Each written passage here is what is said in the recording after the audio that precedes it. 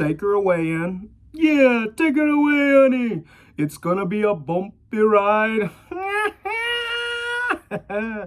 Because it is. Because today we're talking about Harry Potter and the Prisoner of Azkaban. Now you guys might be thinking I'm wearing this hat as a nod to Alfonso Cuarón's nationality. I guess it could be that. I didn't really think about that too much, but before going in this video, I thought about that. And, I guess it could be. It's also, I just love Mexico. It's a cool country. So, anyways, today we're getting into the third installment of the Harry Potter series. Keep in mind, I go off of the book and the movie. They don't contradict in my eye. I love both. In fact, I think the movies actually make you appreciate the books even more and help you kind of map out the visual and sonic aspects to the universe, and helps you kind of, it gives you a reference point almost. Because I just don't understand why, for many people, books and movies have to be fundamentally in tension. I think they complement each other. They're two different mediums, right? So, obviously, the film, it's one of my favorite films of all time, but obviously I'm not going to necessarily be talking about the filmmaking aspects of the movie, like the camera angles and the other kind of brilliant ways Alfonso Cuarón brings the story to life. I'm really just going to be doing what I've been doing for these past few ones, is to really just talk about what the movie or what the book, what the work, whatever you want to call it, is really saying, right? The symbology, the the real meat of it. So, something wicked this way comes. This installment in the series, you could tell right out of the get-go, is a lot darker. It's witchier. It's more moody. It's Shakespearean, almost. You got themes of... Sorry, I'm going off of my notes on my tablet right here. You have omens.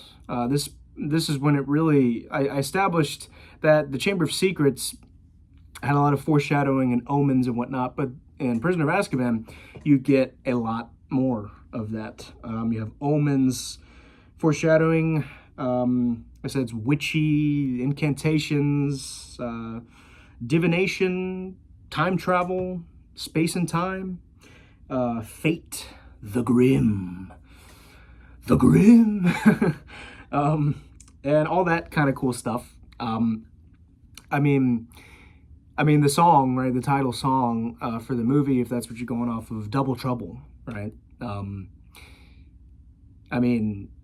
It's just Shakespeare, right? In the cauldron, boil and bake, fillet of a fenny snake, right? So not only does it establish the witchier, in the cauldron brewing, right? Like from Macbeth, not only does it establish that tone, it establishes the double trouble tone and nature of the story itself, right? Because now Harry has to deal with double trouble, right? He learns that there is a killer on the loose, Sirius Black, who killed, I believe, 13 people and supposedly murdered his best friend, and all that was left of him was a finger. Yep. And so it's almost like a slasher, right? And I think that's what really makes the story interesting. And there's constant twists and turns, right? Harry Potter, of course, the series is no stranger to that. But this is when you get some really crazy revelations, twists and turns. Double trouble. Double, toil and trouble. Fire burn and cauldron bubble. So, in this story, it starts out, Harry's at the Dursleys, of course, and we get introduced to Harry's even more evil Aunt Marge, who was literally played by Miss Trunchbull, the the authoritarian principal of the school in Matilda, right? And she says a lot of nasty things about Harry's family, and Harry just snaps and blows her up. Not like an explosion, but blows her up like he inflates her and she goes flying into the sky. Is really goofy. And this establishes, because Harry leaves the Dursleys and he doesn't really care that he doesn't have anywhere to go. This kind of establishes Harry becoming more independent, right? And in this time, when he gets out, he stumbles across a mysterious black dog, right? And he doesn't really know what it means, but it's clearly something is off, right? That's really what it is. You could tell in this story, something is off, right? Something wicked this way comes. Foreshadowing Omens is dark, it's witchy, and it's awesome, right? Now, he is saved from this encounter with what we later learn is the Grim, right? The black dog, one of the darkest omens in our worlds, the omen of death, right? He breaks that up, or it's broken up by the Night Bus, which establishes another layer to the Wizarding Society, right? It's this bus that picks up abandoned or astray witches and wizards, right? It's just a fun little creative wizarding taxi service, you know. But yeah, take it away, honey. I know that wasn't in the book, but it's funny regardless, and I just love that. The little Jamaican talking head, I think it's so goofy. And from here, he gets taken to the Leaky Cauldron, and Mr. Weasley, who is usually the kind of fount of light, you know, he's always just happy, which he is when he first talks to Harry, but he explains to him the whole story of Sirius Black, right? And how he's on the loose and he's trying to find him, right? To kill him, because we learned that Sirius Black was a huge supporter of you-know-who, right? Now, let me see. And then we learn of, right, so he's a prisoner. He's escaped from Azkaban, the wizard prison, the prison industrial complex. And of course, the name is also reminiscent of, you know, like Alcatraz and stuff like that. And another interesting thing I saw is that the Weasleys love to travel, right? We see that they went to Egypt. I thought that was interesting. It established early on that once you become a third year at Hogwarts, you're able to visit the nearby village, Hogsmeade, right? So I think it kind of shows how it's like a college town almost. Like Baton Rouge is to Hogwarts, you know, or to Hogsmeade, how LSU is to Hogwarts. Especially for the people that are in my audience, I think we get a kick out of that. Obviously, I think that might be stretching a little bit, but I think it was interesting nonetheless to bring up. Yeah, so in the first two, evil was much more obvious, right? But now the world seems more foggy, right? It's more confusing, and reality itself is becomes more illusory, right? But it slowly becomes brighter as the story goes on.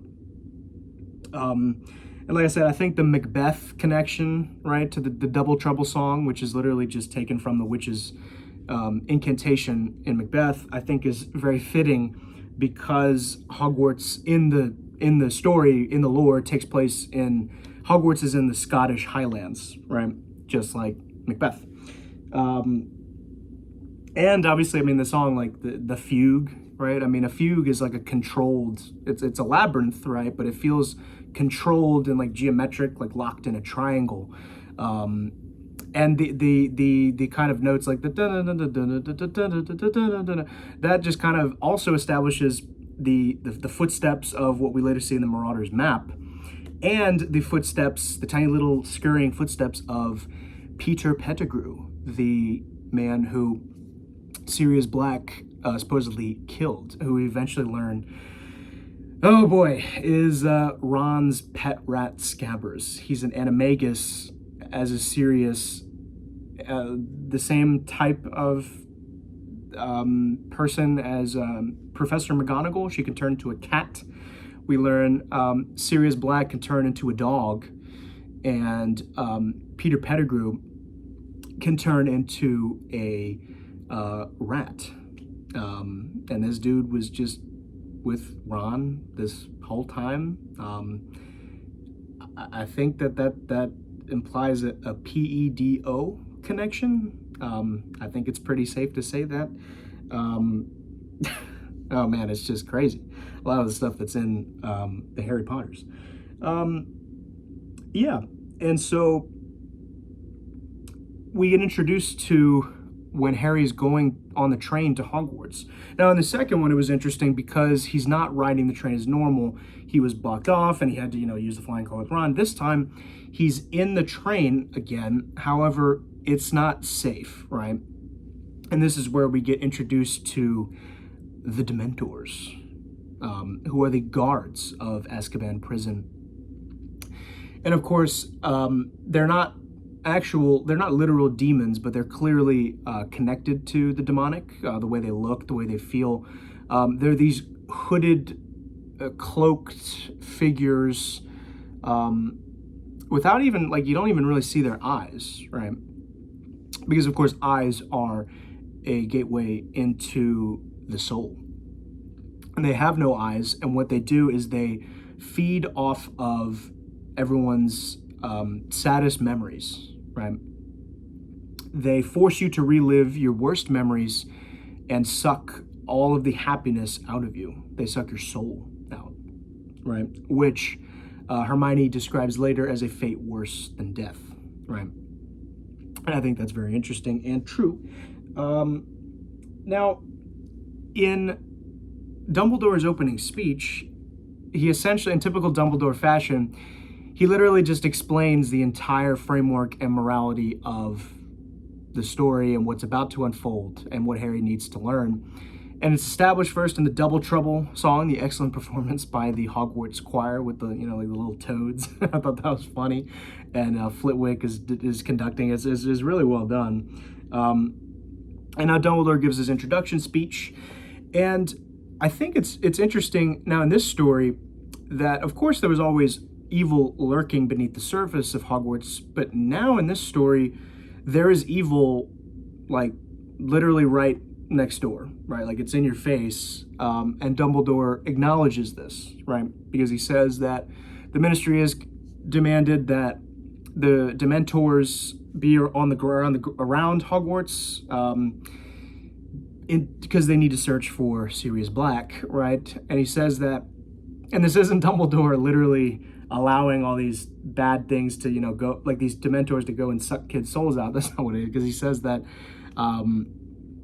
they're not going to interrupt the day-to-day activities, but of course you can see in typical Ministry compromised fashion, they eventually do, and it's a big problem. But Dumbledore explains that, he explains the nature of Dementors, right?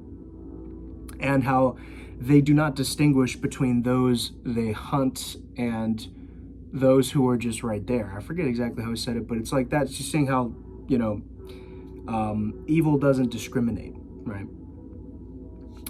It will literally suck out the soul of anyone who comes close to it, right? They're voids, essentially.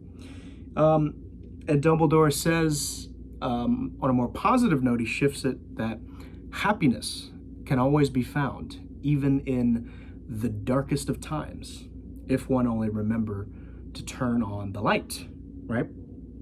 Which is exactly what Harry does throughout this story, which I'll segue into the actual nature of the magic he learns in this story.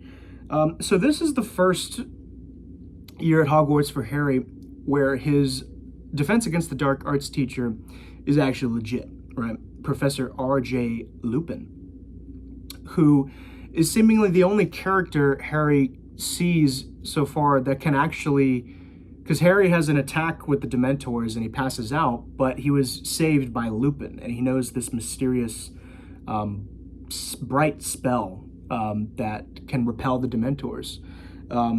And he eventually trains with Lupin alone to learn this spell, right? Like I think that I'm pretty sure that that's a recurring theme in various myths. I mean, in terms of more modern stories, like if you're a Naruto fan, that's related to, you know, like when Sasuke has to go with Kakashi Sensei to like during the Chunin exams, where he has to learn. You know, they have to just be by themselves so that Kakashi could teach him the Chidori and whatnot. There's always things like that, right? Or Luke going alone to train with Yoda, right? There's lots of different connections here because I'm sure it's rooted in something more ancient. Yeah, and despite the fact that Lupin is the first teacher at Hogwarts, or the first Defense Against the Dark Arts teacher that Harry has had, who is not an industry plant or complete joke, phony, or sniveling, slimy snot almost. Yeah, he had like two of like the two extremes of, you know, bad Defense Against the Dark Arts teachers, right? Now he finally has a good and legit Defense Against the Dark Arts teacher. However, Lupin is very he's broken because we eventually learn that he is a werewolf, right?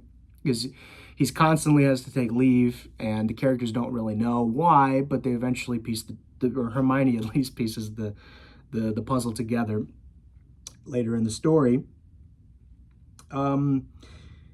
Yeah, so I think this also shows how a lot of good people, and this is a very constant theme in Harry Potter, how it's always the good, noble, virtuous people who are subverted by the system, right? In this case, Lupin. There's a lot of ways that people can become a werewolf. I think the most common is to just be bitten by another werewolf. I think just kind of illustrating that theme of, I mean, I brought up the PEDO stuff, just showing how a lot of this abuse, whether systemic or, you know, familial, whatever it is, it passes on and it leaves dark marks on us, right? Now, what was I saying? Yep. So Harry learns the Patronus charm through Lupin. It's the spell to repel the Dementors, right? The voids of despair, and it has a very, you know, it's light essentially, and a lot of the other spells Harry uses throughout the story are directly tied to light, lumos, right? Light he uses to guide himself in the dark, which of course is the biggest theme in the movie, finding the light in the dark, like Dumbledore said. And expecto patronum, the incantation one says when producing the Patronus charm, literally translates to "I await my savior" or "my protector," right? Showing how it's almost like a prayer, right? And I thought that was really, really, really interesting and well done. So not only is Lupin Harry's first legit Defense Against the Dark Arts teacher who teaches him how to fight the Dementors, we also learned that he was best friends with Harry's dad, as was Peter Pettigrew and Sirius Black himself. And Lupin just says the most wonderful things about Harry's parents, like the name of the song in the movie, "A Window to the Past." I mean, because this story is a window into the past, right? And especially later with the time travel, which I think I've finally been able to crack the code of what it truly means. People debate about it all the time. And I think people focus a little bit too much on like the actual mechanics of it, how does this make sense? I mean, it doesn't make sense. It's fantasy, right? So I think you need to suspend your disbelief for a little bit. But I think that really the meaning of the time travel sequence is, in a sense, well, because like I established, it's the window to the past. Harry is speaking to someone who was very close with his parents, right? And I mean, the time travel, he's almost time traveling when he's doing that, right? Or it's like when we read history books, essentially we're time traveling. Now, of course, I know that he is literally time traveling in here, but I think what that's speaking to thematically is how we learn how to move forward in our lives now by reassessing the past, by looking through a window into the past, and in light of what we learn, we can proceed accordingly in the circle of life, right? I mean, because every single human being is gonna die, right? This is quite possibly, I mean, it's one of the few things that, I mean, I hate to say few things, because obviously there is human nature and there's a lot we share in common, but I think one thing we can all agree that we share in common is death, right? We're all gonna die, and there's no escaping that, right? And having a good relationship with death is one of the many things that produces a moral and virtuous society, right? And I think Harry Potter, the story it does teach people to have a positive relationship with death, that it's not anything to be feared, right? And it's part of the reason why I think the series is so beautiful and slept on so much. Yeah, I mean, humans, like, we carry the human race on through stories, right? Because, like I said, Harry learns more about his quest. He learns skills, right, through Lupin and Sirius, or I forgot to establish is eventually we realize he's good. So, sorry, I'm just kind of riffing right now. It doesn't always work, but I hope you guys will bear with me. Yeah, I mean, without stories, we couldn't even have a human race, honestly, is kind of what I'm saying. Yep, and so there's this constant threat of Sirius Black in the background, right? And we eventually learn that he's Harry Potter's godfather, right? And then, of course, Harry thinks that Sirius betrayed his parents, and then when they have this whole confrontation in the Shrieking Shack, which was the building used because Lupin was a werewolf, and he was a werewolf when he was at Hogwarts, and they created that for him so that he could have a place to, be away from everyone else during his monthly transformations. And that's why his three other friends became animagi, so that they could be animals with him to, keep him in check, and also just show that they were willing to be with him in his darkest moments. And that's one of the beautiful things that Lupin says about Harry's mother. He says that she was extraordinarily kind, right? And that she was always able to see the good in someone, even when that person could not see it themselves, just kind of showing Lupin as just this broken, tragic character. And we get to the biggest, most broken, tragic, misunderstood characters, Sirius Black. We actually learn that Peter Pettigrew, right, Ron's pet rat, framed him, right, for this murder. He was actually the one who gave away Harry's parents to Voldemort, right? And he has been falsely imprisoned for 12 years, right?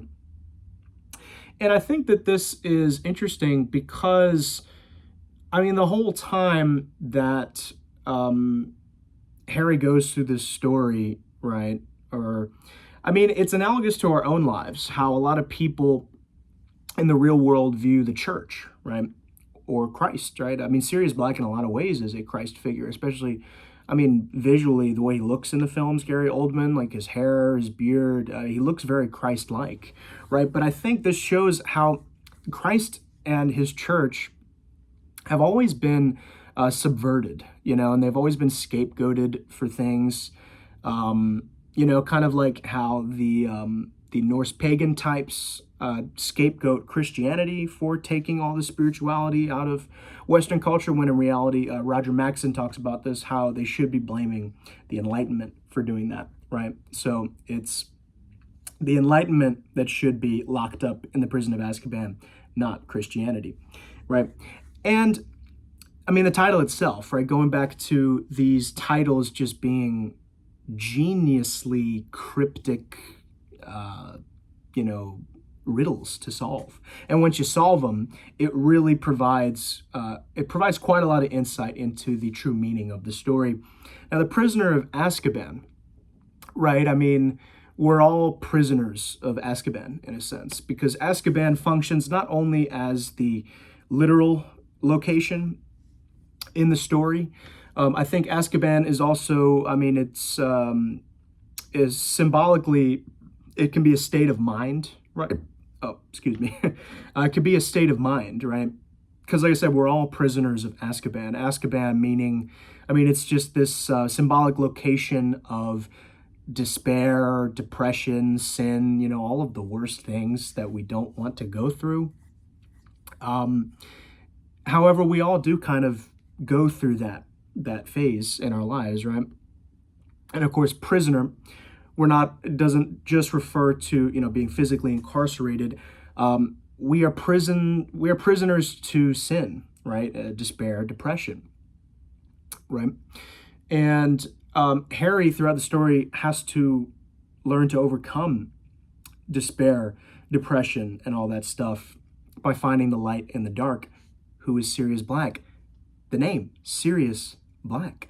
Sirius, it's the brightest star in the constellation. I forget what it's called. I mean, Sirius, it's the brightest star in that constellation. And black, right? Sirius Black, the light in the dark, right? So Harry, I mean, it really is that interesting and genius, to be quite honest. And Sirius Black, I mean, he's probably my favorite character in the whole Harry Potter story, right? I mean, every single scene and dialogue between him and Harry is just so great, right? And he tells him just the most wonderful things, right?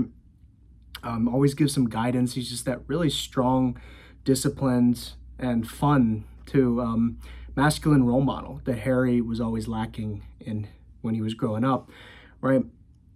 And Sirius Black tells Harry that the ones who leave us are never really gone. They're always in here, And when Harry learns that it wasn't Sirius who did all this stuff, and now he just sees everything so much clearer. I mean, this really does mimic.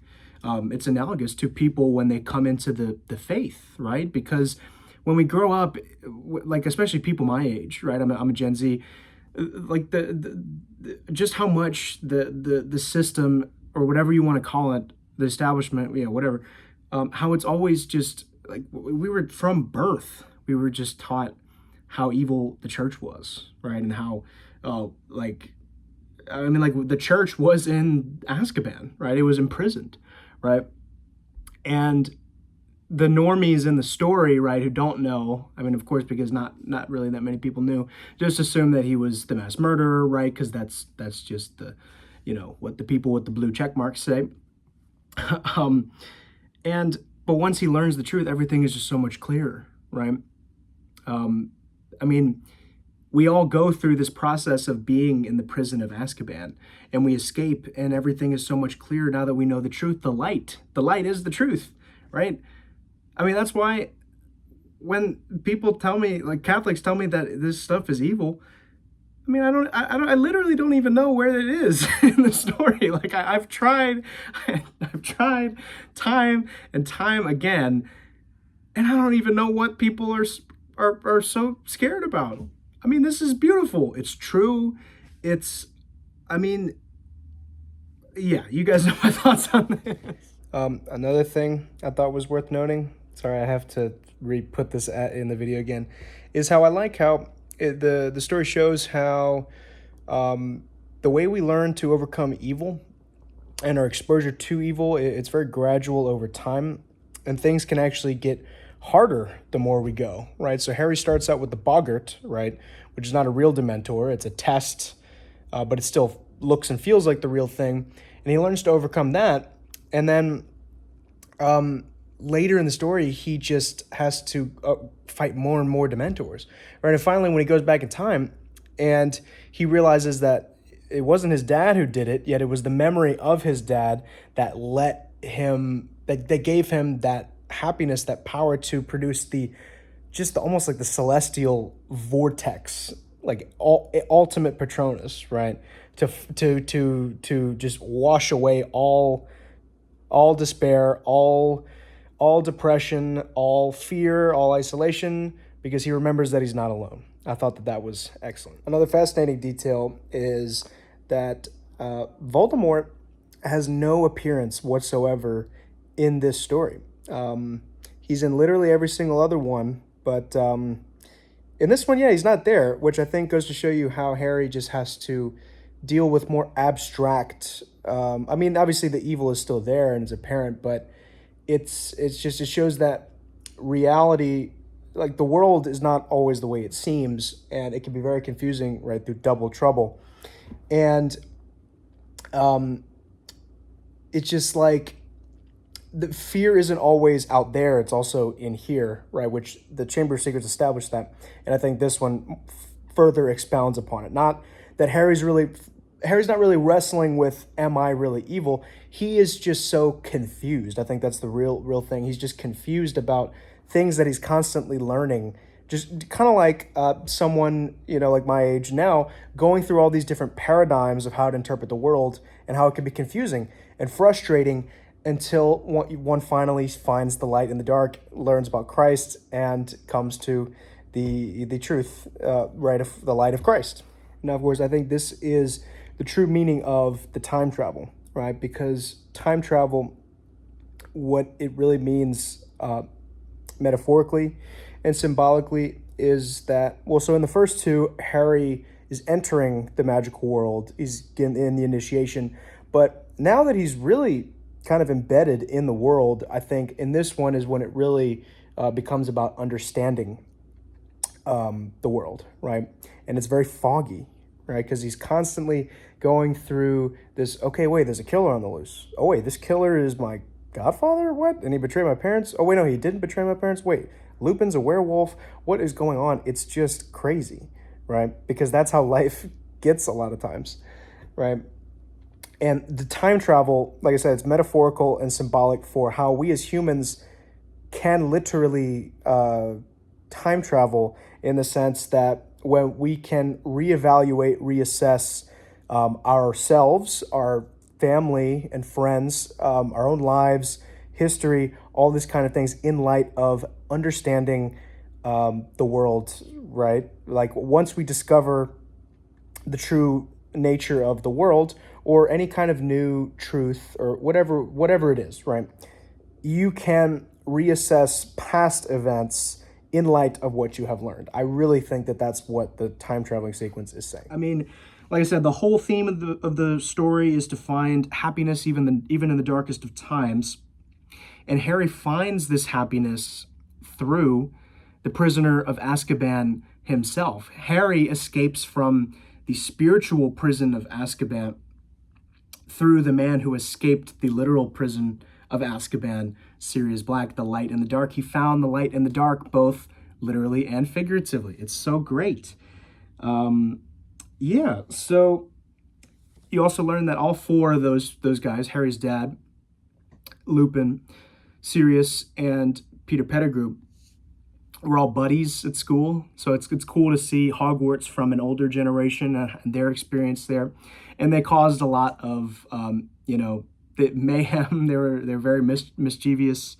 I don't know how to pronounce that. And they created this magical object, the Marauders map. I've thought a lot about the meaning of the Marauders map. It could mean a lot of things. I mean, I think it's very analogous to, like, it could be like Google Maps or something like that. Could also mean things related to the surveillance state. I think that might be a stretch. I think it also shows how Harry is slowly becoming like the guardian of Hogwarts, right? I think, and that's why I kind of wish that Harry would become the headmaster of Hogwarts eventually. But of course, that doesn't happen, and that's not the end of the world. But you can clearly see that Hogwarts is almost Harry's domain, right? He has, like, in a sense, the all-seeing eye. He can see everyone in Hogwarts. It's really interesting. And even if the Marauders created this magical object for better or for worse, it kind of shows how we all go through these devious phases in our lives.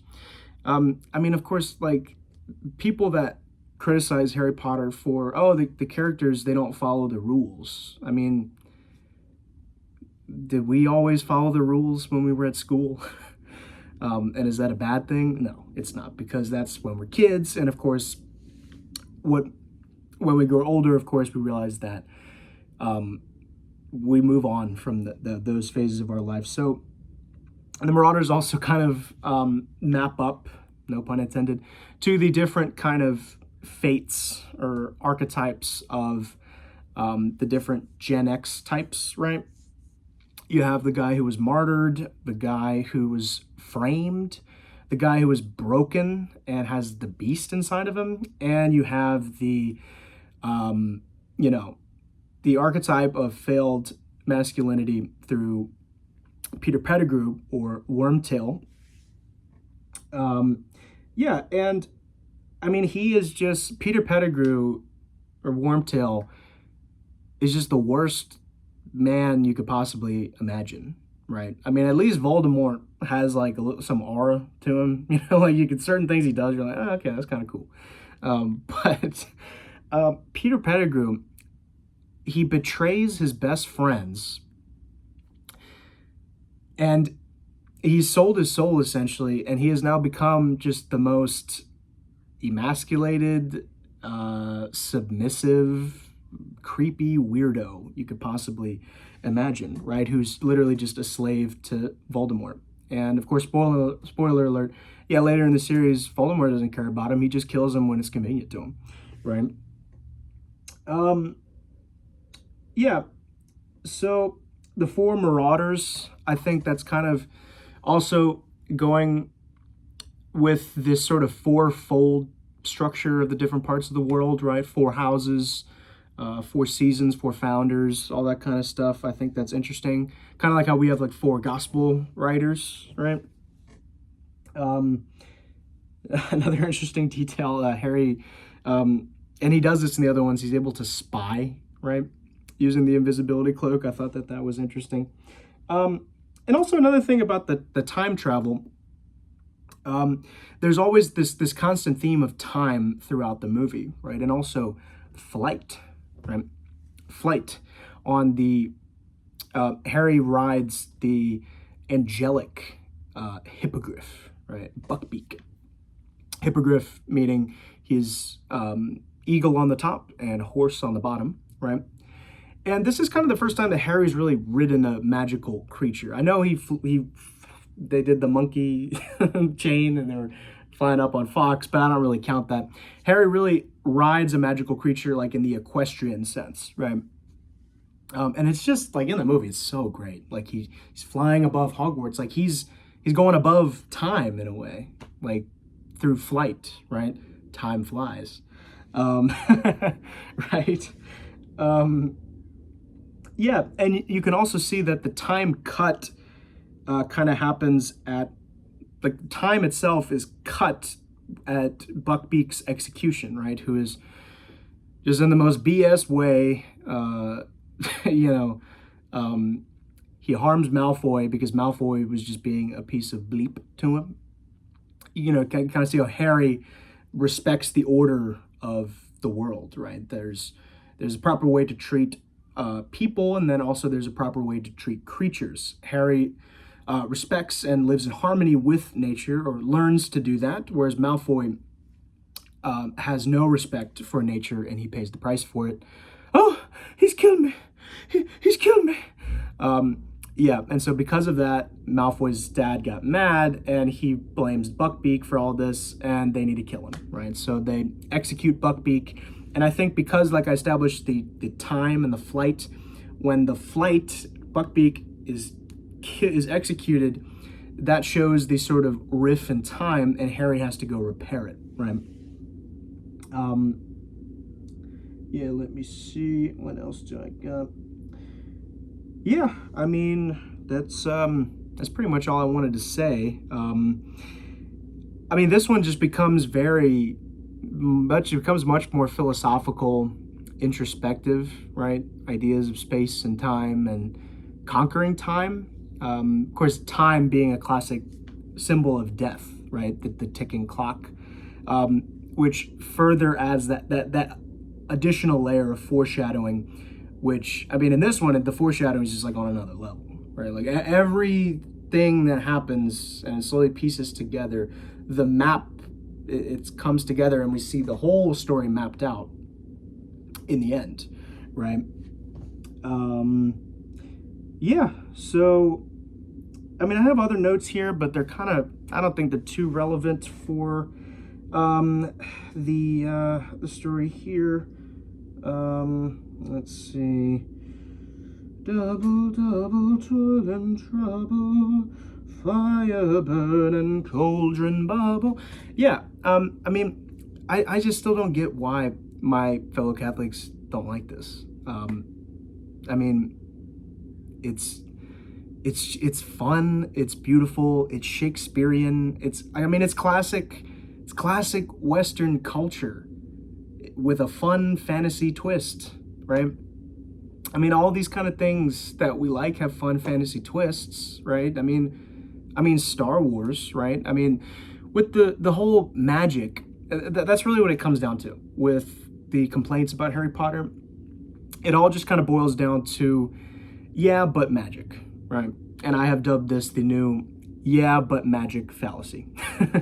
Listen, I'm not trying to be disrespectful to anybody. I'm just trying to share my thoughts, right? And the thing is that this gets into the word concept fallacy, right? Because just because a word means something in a specific context doesn't mean that it means that always throughout any sort of context, right?